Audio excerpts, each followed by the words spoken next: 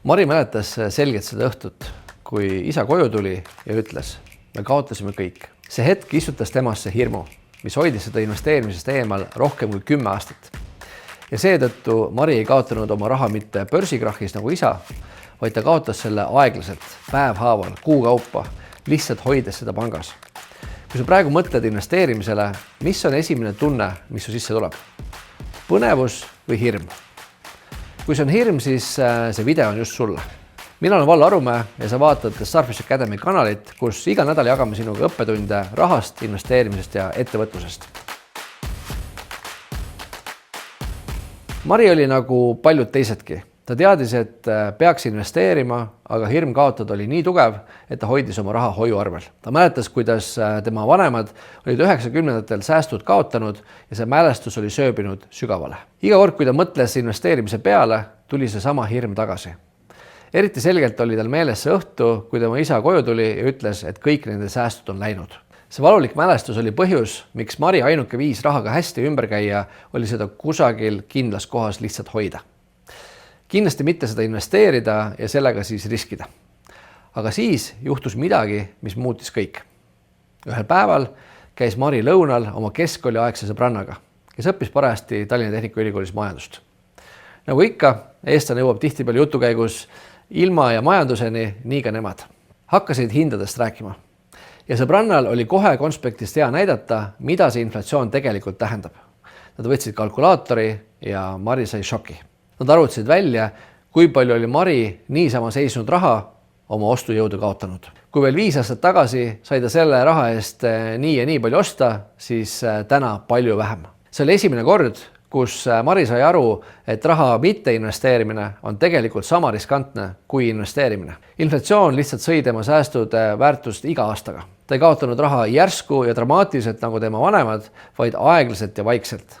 Aga kaotus oli sama reaalne. Kui ta sai aru, et tema turvaline strateegia polnud tegelikult üldse turvaline, tegi ta seal samas lõunalauas koha peal otsuse. Et kui ta nagunii kaotab, siis võiks ta vähemalt valida selle versiooni kaotusest, kus ka mingi võimalus on võita. Ta tegi teadliku valiku investeerimise kohta uurima hakata. Ta ei tormanud kohe aktsiaid ostma, nagu paljud algajad teevad, vaid selle asemel otsustas ta esmalt investeerida oma teadmistesse. Ta hakkas lugema raamatuid, osales meie koolitustel ja vaatas sarnaseid videosid nagu see siin. Mitte selleks, et kohe investeerima hakata, vaid et mõista, mis teda tegelikult hirmutab ja kas on ka selliseid võimalusi, mis talle võiksid sobida. Esimene raamat, mille ta luges, oli Benjamin Grahami Intelligentne investor. See polnud muidugi kerge lugemine, aga see andis talle fundamentaalse arusaama sellest, mis tegelikult investeerimine on. See ei olnud lihtsalt raamat aktsiatest või turgudest, vaid see oli mõtteviis, kuidas läheneda investeerimisele targalt, teadlikult ja distsiplineeritult. Ja Mari sai aru, et ei tema vanemad ega tema ise olnud seda kunagi niimoodi vaadanud. Pigem oli isa raha paigutanud kellegi teise hea soovituse järgi, lootes mõne lühikese aastaga selle mitmekordistada. Aga mingit läbimõeldud strateegiat ja teadlikkust seal taga ei olnud. Ja teda ei saa ka süüdistada. Tänasel päeval on tohutult palju rohkem materjali ja võimalusi Eestis rahatarkust õppida kui kunagi varem. Mitte, et tema isa oleks olnud spekulant, aga pärast seda raamatut lugedes said aru, kui palju spekuleerimist isa otsustes tegelikult oli. Ja kõik see oli Maris alusetu hirmu loonud. Kas sina tead, mis vahe on spekuleerimisel ja investeerimisel? Spekuleerimine tähendab seda, et sa loodad kiirele kasumile. Tihti ilma sügavama analüüsita või isegi kui sa analüüsid, siis sellises olukorras, kus sul tegelikult kogu infot enamasti ei ole. See on nagu ennustamine. Ostad midagi lootuses, et selle hind kohe tõuseb ja müüd siis selle maha. Spekuleerimine tugineb sageli emotsioonidele, kuulujuttudele või lühiajastele trendidele. Ja enamik spekulante ei võida turgu. Bitcoin on siin üks hea näide. Kui sa 2020. aastal ostsid ja mõned kuud hiljem poole kallimat maha müüsid, arvates, et see oli mega hea tehing, siis kui me vaatame ajas edasi, kui sa ei oleks spekuleerinud ja oleksid lihtsalt hoidnud, siis oleksid täna veelgi suuremas kasumis, mis sest, et vahepeal oli suur kukkumine. Selline see investeerimine ongi. Turud kõiguvad, aga sinul on pikem plaan, kuidas oma eesmärkideni jõuda. Investeerimine on pikaajaline ja läbimõeldud tegevus. See põhineb analüüsil, eesmärkidel ja strateegial. Investeerides valid sa varad, mis aitavad sul aja jooksul rikkust kasvatada, olgu selleks siis aktsiad, kinnisvara või mõni muu varaklass. Sa ei otsi kiiret rikastumist, vaid rahuliku kindlusega jõukust tulevikus. Spekuleerija küsib, kui palju ma homme teenin. Investor küsib, kuidas see aitab mul 5 või 10 aasta pärast rahaliselt vaba olla.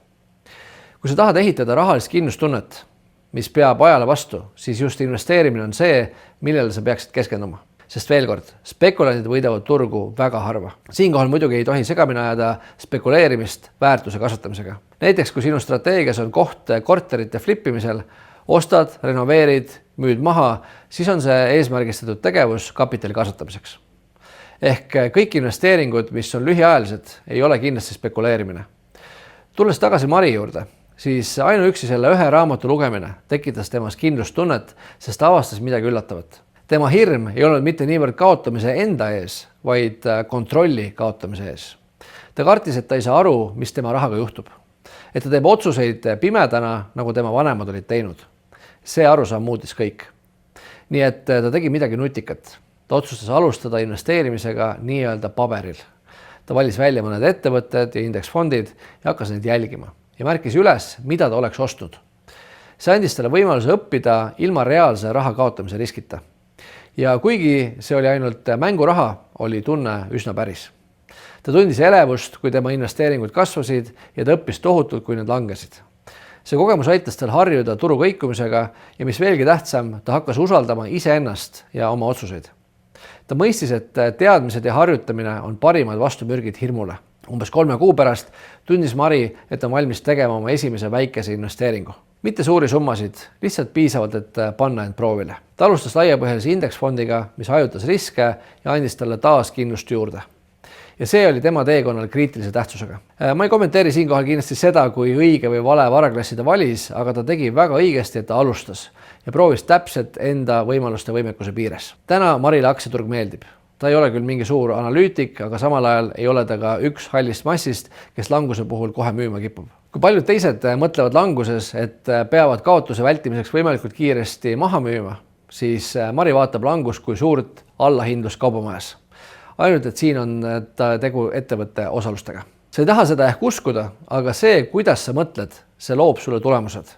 Ja igale pürgivale investorile saan ma ainult soovitada avatud meelt, tahtmist õppida ja tugevust olla järjepidev.